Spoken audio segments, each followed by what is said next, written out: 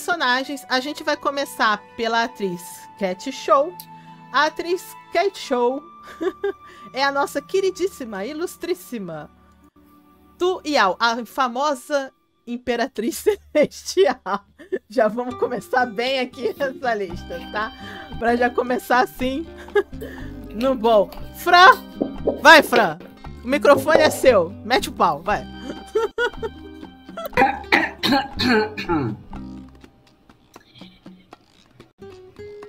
Personagem desnecessária. Se ela tivesse sido destruída, morta do primeiro episódio, estaria ótimo. Eis a minha declaração de amor por ela. Que queria ver ela morta. Declaração de amor. Não, no primeiro episódio. Ela podia morrer no primeiro episódio, né? Tá? Ela entrava por uma porta e saía pela outra, degolada. Gente, na real, ela é motivo de toda a desgraça da história, né? Vamos ser coerentes, né? Assim, tudo. Se você tem que apontar o culpado pela grande situação geral da merda que dá na história, é ela, né?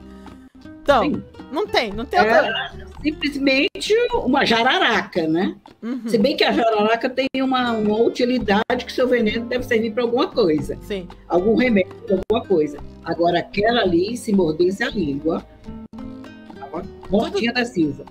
Pensa num personagem que você quer trucidar já no primeiro episódio. A própria cara dela já é aquela nojenta. Preciso dizer mais alguma coisa sobre ela? Já que vocês... Hoje é dia da malhação do Judas. Tudo que acontece na história é consequência dos atos dessa mulher. Tudo, né? Tudo, né? E ela dá uma de boazinha quando vai resgatar, buscar o Fada Peixe lá na lagoa dele, né? Que estava lá, apesar de tudo, abandonado pela mãe, mas estava lá ao lado da mãe. A mãe estava naquela situação em razão de quem? Da Kenga, da Imperatriz. Uhum. A mulher é o cão comendo mariola, pelo amor de Deus. Chega. Então, eu fico nervosa. Tá bom. Vai, Cris. Fala você, Cris. Vai lá, mete o pau na Imperatriz. Ai, uma palavra pra ela, rançosa. Gente, ela é rançosa demais. Não tenho paciência com esse personagem. Ela, para adquirir poder, para continuar com o poder dela, ela passou por cima de tudo, de todos. Então, pra mim, eu detesto esse personagem, só que a atriz foi muito bem na atuação dela, porque ela me fez ter surtos de ódio assistindo esse negócio. Mesmo revendo o drama, o meu surto de ódio continua por esse personagem. Tia! Gente, mas o mais interessante que esse drama, eu, por exemplo, como ela é essa coisa, eu esperava que não sei se eu posso dar esses spoilers, mas assim, que o final dela seria... Pode falar, aqui é live com spoiler. Aqui é com spoiler. Tá. Pô, o drama é de 2018, né? Por favor. Vai. E aí, acho que os roteiristas falaram, vamos dar alívio para a clientela, né? Que o final dela foi bem antes do final e deu um alívio mesmo. Saiu de cena antes para aliviar a atenção. Mas as consequências do que ela fez continuaram na história. Tem isso. É chato quando o vilão... Assim, legal que a gente se livra dela, mas é chato quando o vilão morre no meio. Eu acho que ela tinha que sofrer todo aquilo, ver o sofrimento do filho, que também é culpa do que ela fez. Entendeu? Nesse momento eu já penso ao contrário. Eu acho que ela devia ter ficado viva pra ver toda a merda do que ela fez ser jogada no ventilador. Porque tudo é consequência da inveja e da maneira que ela pensa e que ela faz as coisas, sabe? Que pra mim, ela é uma pessoa, assim, egocêntrica, egoísta, psicopata, invejosa, tudo e mais um pouco. Maldosa. É ruim, a mulher é ruim, sabe? Ela é ruim com força, ela é ruim pra tudo, sabe? É ruim com todos. Aí já vai falar, mas até com o filho dela eu acho que ela é ruim, no final das contas. Porque... Sabe, ela ama o filho, mas ela não pensa na felicidade dele. Ela pensa em manipular ele. Você vê que o tempo todo ela quer controlar a vida que ele vai ter, com quem ele vai casar, o que ele vai ser. Então, ele é também, no final de tudo, ele também é uma marionete dela, sabe? Ela enxerga todas as pessoas como peões pra ela fazer o que ela quiser. Então, ela realmente, embora ela assuma ali no meio, eu achava que ela devia ter ficado viva pra ver toda a merda que deu, sabe? Fala, Gervásio. Eu acabei me apolgando aqui, tô falando antes da minha vez. Gervásio caiu. Não, tô aqui. Caiu, tá aqui. Caiu nada. O quê? Aqui não tá aparecendo, desculpa. Tá aqui. Como eu posso dizer do modo mais sincero possível? Filho da mãe dos infernos. Eu odeio essa personagem. Eu odeio. E como a Cris falou, a atriz tá maravilhosa. E é uma coisa que eu gosto em uma trama. Um antagonista, um vilão, você tem que amar o diálogo. Se o ator ou atriz consegue fazer isso, está de parabéns. E ela, eu odiava. Você tem razão. Ela é manipuladora, ela é controladora, ela é ambiciosa. Eu odiava quando ela fazia que o Fênix tinha que casar com aquela pavão de merda, que é outra porcaria, outra bicha a Megera Júnior. Aquela porra, caçamba. Sério, quando ela aconteceu com ela, eu falei assim, finalmente! Vai, desgraça! Vai embora daqui e nunca mais apareça! Vai reto, Satanás! Tudo que ela fez ficou... continuou perto da trama. Tudo que aconteceu, pra acontecer o que aconteceu, foi culpa dela. A mãe do Faca-Peixe, o jeito que ela tratava o filho como fosse um joguete, como ela conseguia conversar, influenciar o imperador ficava meio boiando às vezes. Eu digo mais, Gervásio. Ele sabia. Até o fato da Jimin ter que passar por tudo que ela passa, com aquele negócio da pérola que a mãe bota dela, dos sentimentos, não sei, tudo é culpa dessa mulher. Porque se ela não fosse uma pessoa invejosa, e o imperador, assim, eu não tô passando pano pro imperador, não, gente. Mas o imperador, como imperador, ele pode ter quantas mulheres ele quiser, certo? Como um príncipe. Só que ela é o tipo da pessoa que ela não aceita isso. Então, tudo que ela causa por ter esse tipo de inveja e não saber se posicionar na posição que ela tá, todo aquele problema com o Reino das Flores, todo o problema com o Reino do Mar lá e também com o pessoal que é do Fada Peixe, tudo parte a partir do problema que essa mulher causa no Reino Celestial e na vida das pessoas vamos dizer assim, por não aceitar a convenção social que ela se incluiu. Vamos dizer assim. Eu entendo assim, a mulher pode ter inveja, ciúme, então, mas ela sabe, quando você assume uma posição dessa, você sabe o que você vai enfrentar. Ela não pode ter o melhor dos dois mundos, é aquela história, né? Ela não pode ter o melhor dos dois lados. Se ela tá se envolvendo ali, ela sabe que o imperador, como imperador, vai ter outros filhos, outras esposas. Então, tudo parte do fato dela não aceitar as coisas do jeito que elas são. E não só não aceitar, prejudicar os outros em função disso. Então, por isso que eu acho que toda a história, toda a problemática do que acontece no universo, nesse universo, parte dela. Porque é ela que não se adapta, é ela que não aceita, e ela que cria um inferno na vida de todo mundo, até do próprio marido. Sabe? Sim. É a situação que eu, como falei, eu odeio o personagem. Eu quase tirei fogo de artifício quando ela morreu. Quando ela morreu. Morreu, desapareceu, se ferrou, se fedeu, e peraí, não importa. Não importa o que aconteceu com ela. Não é mais um encosto. Porque ela é um encosto na vida de todo mundo dessa trama. Todo mundo. Ela, por causa dos seus tramores, seus influências, todo mundo se ferrou. E isso gera consequências que ficam rolando. Acho que só lá no final, depois de todo mundo morrer, voltar a morrer, não sei o que o pessoal consegue se libertar dessa influência. Mesmo assim, é de graça. Vocês lembram na história que quando começa a falar um pouco dela, mostra uma parte da época que ela ia escolher o casamento, que ela era amada pelo outro, acho que era até irmão do imperador, inclusive, que ela era noiva do outro, ela amava ele, ela amava ela, mas ela escolhe o imperador por causa de poder. Isso mostra, eu não sei se vocês lembram dessa parte, que até tem a ver com a questão da Jimin perder a visão no final. Ele também, tipo, tinha aberto mão de alguma coisa, né? Pelo bem dela. Vocês lembram desse personagem? Que era o verdadeiro amor da vida dela, que ela abriu mão por causa do poder. Ou seja, ela, na verdade, também... Eu acho sempre isso muito importante. As pessoas... tudo que ela faz pro Imperador não é porque ela ama ele. Ela nunca amou a ele. Ela tá com ele pela posição, certo? Por ele ser o Imperador Celestial. Então, as coisas não é por ciúme de uma relação de amor. É por inveja mesmo, sabe? É por possessão, é por domínio, é por controle. E ela é assim com todo mundo. Por isso que ela é tão vil, ela é tão má, sabe? Porque ela quer controlar tudo e a todos. E esse é o objetivo principal dela, sabe? Que as coisas estejam sempre na palma da mão dela e sejam feitas como ela quer, aquilo que ela decide, sabe? Então, é uma pessoa muito fria nesse sentido, porque as coisas que ela faz é diferente, por exemplo, se ela fosse uma mulher que realmente... Vamos dizer assim, ela é uma mulher que ama o Imperador e não quer que ele tenha outra porque ela tem um ciúme. É uma coisa normal, até positiva, vamos dizer assim, mas não é esse o sentimento, sabe? Ela não quer dividir o poder dela, ela não quer dividir a posição dela.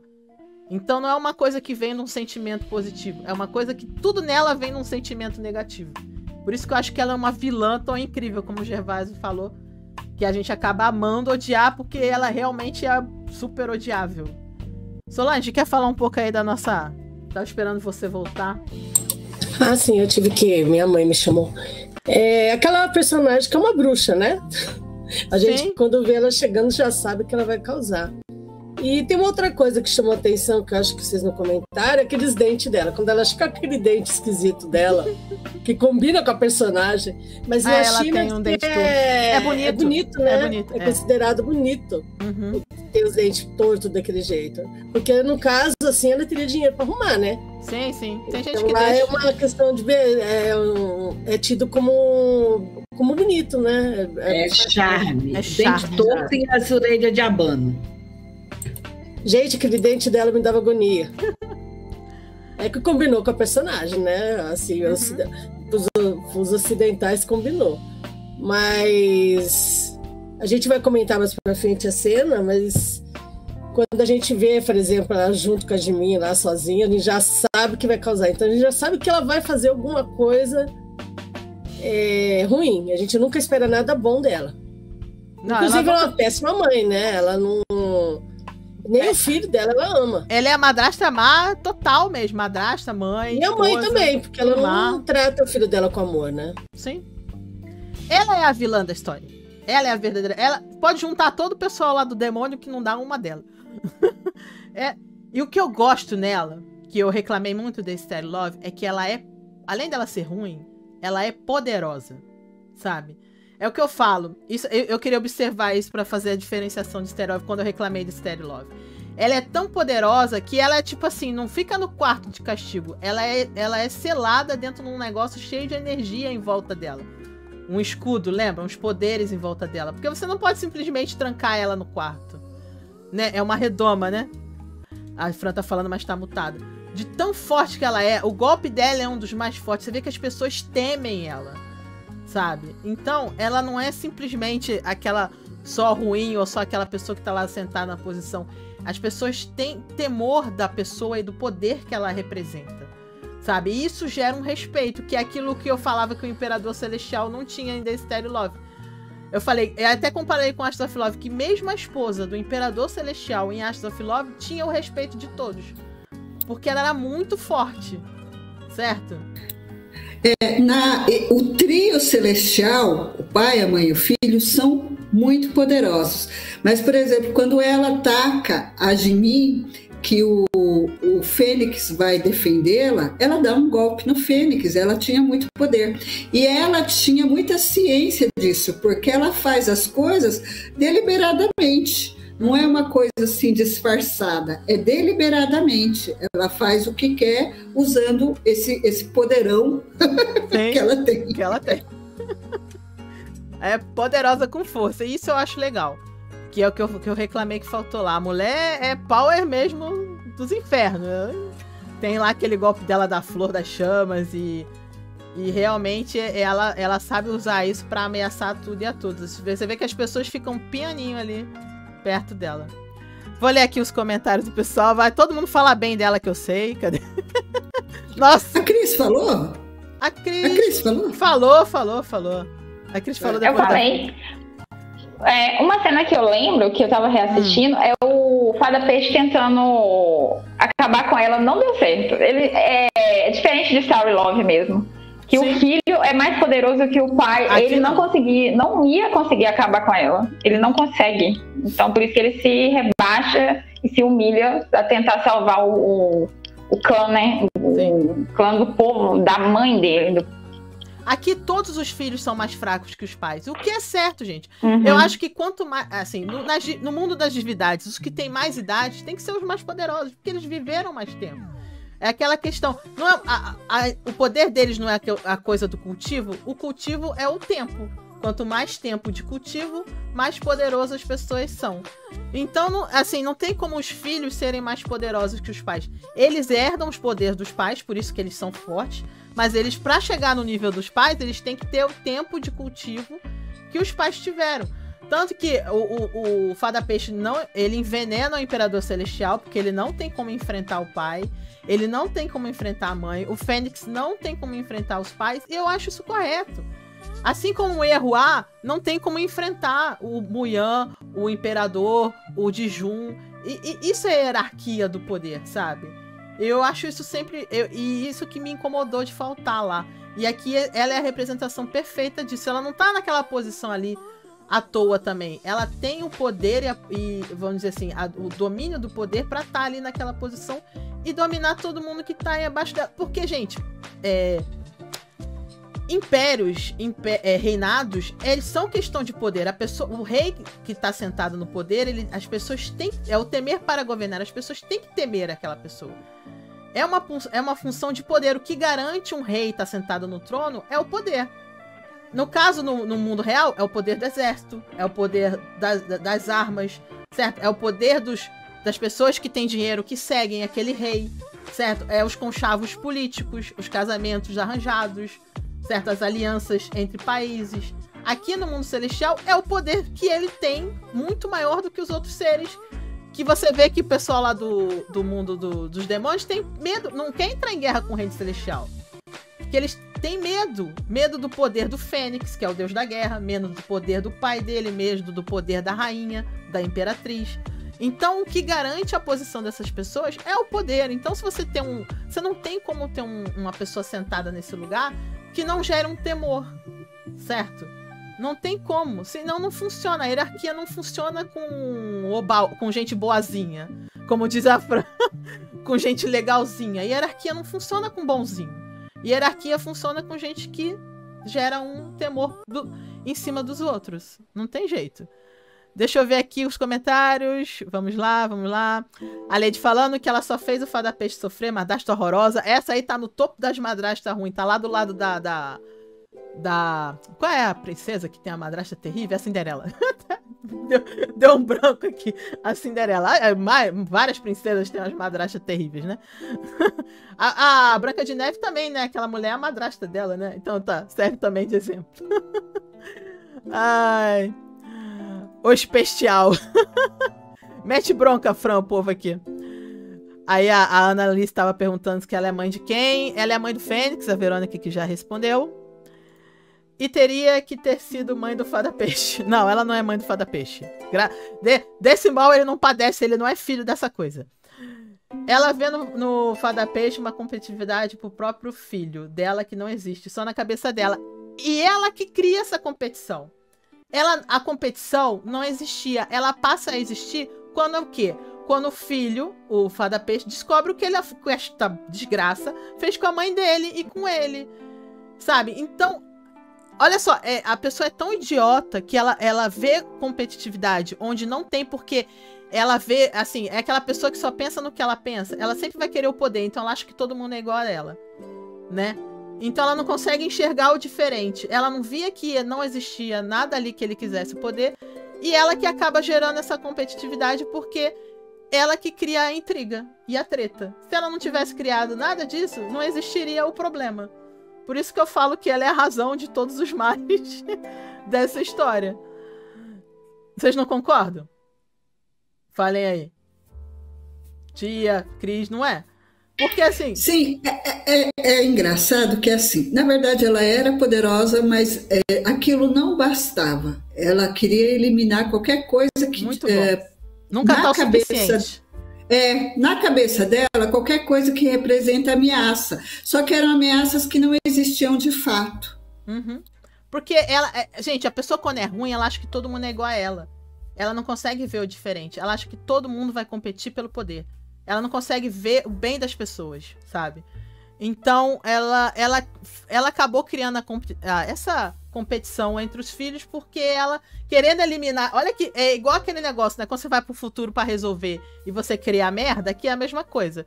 Você tá querendo eliminar o conflito, mas que, na tentativa de eliminar o conflito, você cria o conflito. Que é exatamente o que ela fez. Vamos ver aqui mais uns comentários.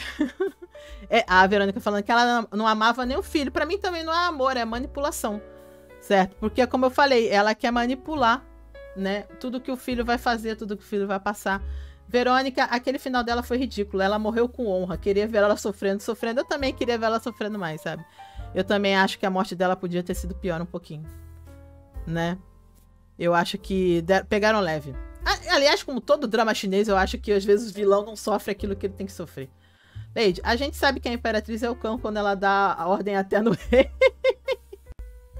Pois é. Outra que é muito parecida com ela é a Imperatriz de Poesia de Amor Milenar, né, tia? Mesma coisinha. Mesma coisa.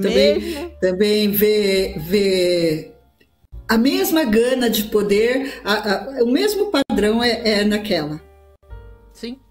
Também não se importa com os filhos, mesma coisa. Aquela lá ainda acho que é pior, porque ela sei lá, ela trata os filhos como nada mesmo. Me dá gastura. Verônica, tudo foi culpa dela, exatamente. Essa aqui é a famosa vilã da história.